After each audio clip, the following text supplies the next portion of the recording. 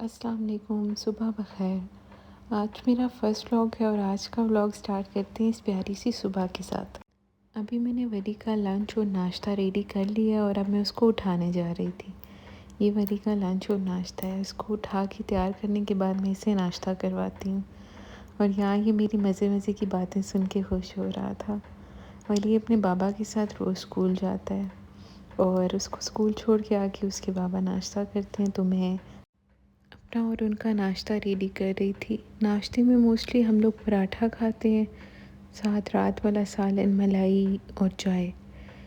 यहाँ मैं अपना नाश्ता बना चुकी थी तो मेरी बेटी भी उठ गई।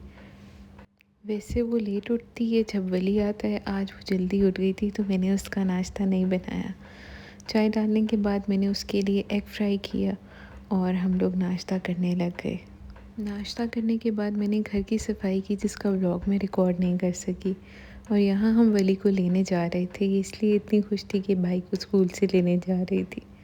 वली को स्कूल से लाने के बाद मैंने उसका लंच प्रिपेयर किया, उसने लंच किया और वो रेस्ट करता है इस टाइम।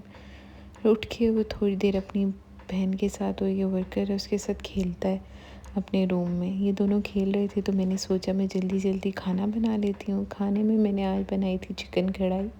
चिकन कढ़ाई की डिटेल्ड रेसिपी मैंने रिकॉर्ड की है, वो भी मैं जल्दी इंशाल्लाह यूट्यूब पे अपलोड कर दूँगी।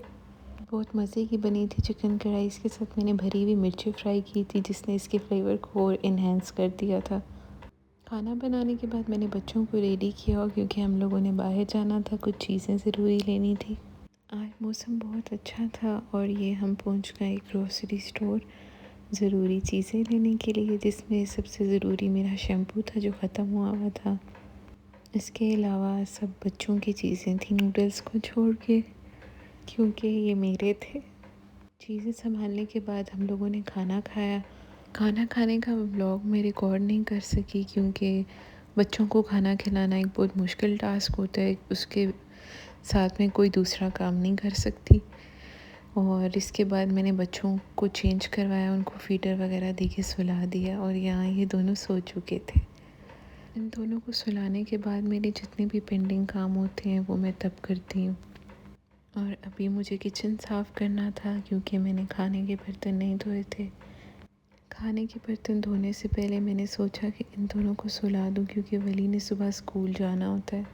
उसको 6:30 में उठा देती हूँ और अगर रात को वो जल्दी ना सोया, उसकी नींद पूरी ना हुई हो तो वो बहुत ज़्यादा क्रैंकी हो जाता है सुबह।